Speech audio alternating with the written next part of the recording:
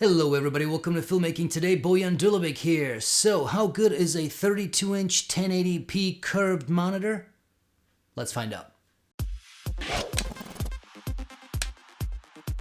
So this is the 32-inch CF391 curved LED monitor by Samsung. This is a 1080p monitor with a 4 millisecond response time and 3000:1 contrast ratio. As you can see, the box is pretty huge. I mean, it is a 32-inch monitor. When it comes to the build quality, I mean, it is Samsung, so you are getting top-notch quality. There's no doubt about that. This model is only available in white, so that's something that may or may not work for you. In my case, my entire setup, my desk and all that stuff is white, so it fits in perfectly. It is obviously curved, but I don't find it distracting or anything. I think it's curved just enough for you to be able to work. It's great for editing, there's no doubt about it. I mean, having 32-inch monitor, you can have your entire timeline laid out, you can have various windows open at the same time. It works nicely, there's absolutely no doubt about that. When it comes to ports, this model has HDMI, full-size DisplayPort, and headphone jack. There is no VGA or DVI connection, so if your graphics card doesn't support HDMI or full-size DisplayPort, this is probably not going to work for you unless you want to use an adapter. And of course, this is wall mountable, so that's not a problem.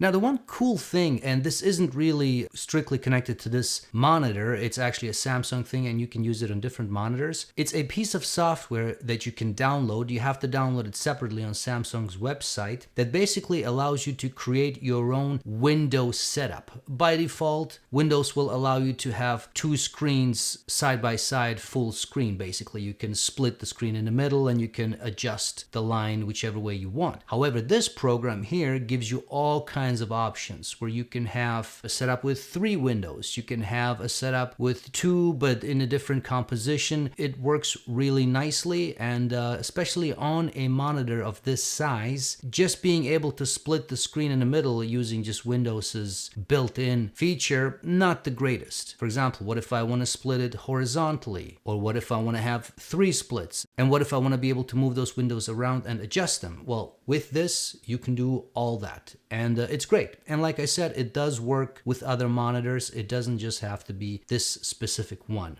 When it comes to the menu, the button is located in the back. You just push it and you have these options.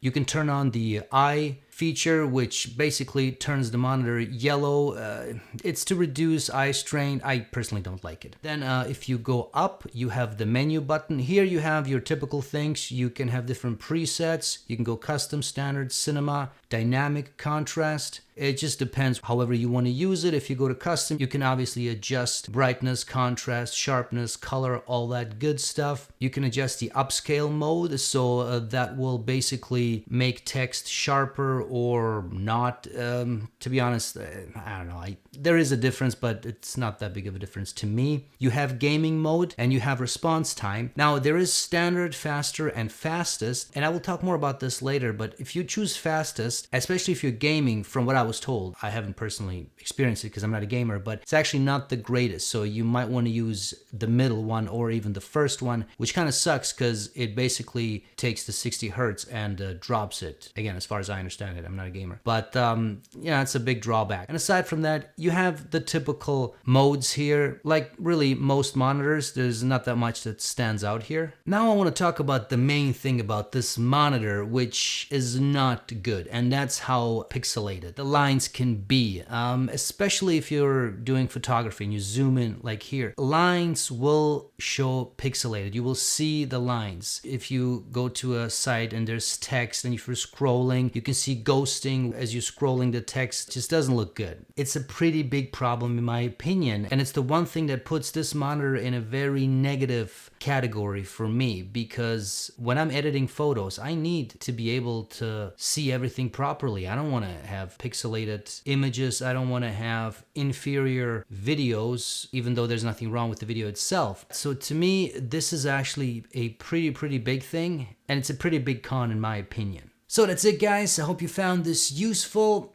As mentioned, I am not very impressed with the quality of this monitor. I love Samsung. I've had Samsung monitors for a very long time. this one is just not doing it for me. As mentioned, it's very pixelized. I mean, you're sitting in front of it, you're working, and you can see the damn pixels. I mean, I'm editing video, obviously editing photos, and it looks worse than a VGA connection. Maybe I'm doing something wrong. I updated the firmware. You know, I did everything you're supposed to do. It's plugged in via HDMI. I mean, that's it. There's not much else I can do. So yeah, I'm gonna return this guy, and instead I'm probably gonna get 2 smaller monitors. They will be Samsung most likely, but yeah, this one's just not cutting it. I think it might be because it's 1080p and 32 inches. I think once you reach a certain size with monitors, 1080p just doesn't cut it anymore. You know, I mean, this isn't a TV that's, 10 feet away or however long away. This is something that's relatively close to you, and you're going to see it. It's just not going to look good. And, this kind of reminds me of back in the day, or, well, some people still do it, where when people were using LCD TVs instead of monitors because they got, they were so cheap at that point that for a couple of $100 you can buy a 40-inch TV and use it as a monitor. But of course, not the same. The response time wasn't the same. You would see ghosting. It wouldn't look good because you're too close, right? This kind of reminds me of that. So, pains me to say it because I do think this looks great. It fits into my studio that the new studio that I'm setting up, and I'm far from being done. If my voice sounds a little too echo-ish, that's why I'm actually setting this space up and all that good stuff.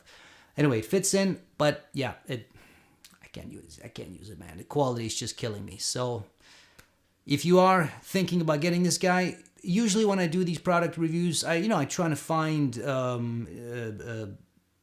groups of people that could use the product, and I will tell you. In this case, I don't know who would be using this product, because even if you just want to browse the internet and email and that kind of stuff, and you just want a giant screen, unless you really don't care about it, man, the moment you look at text, you look at just your browser, I mean, it does not look good. The icons don't look good.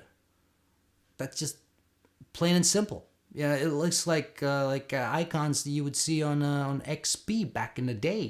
Just not good. So anyway, that's it. I unfortunately can't recommend this guy. It pains me to say it. So stay tuned for my other review of the other monitors that I will be getting. And yeah, stay tuned for more. As always, if you like this video, hit the like button, subscribe to this channel, hit that bell icon to be notified of future videos, tell your friends, all that good stuff. Thanks.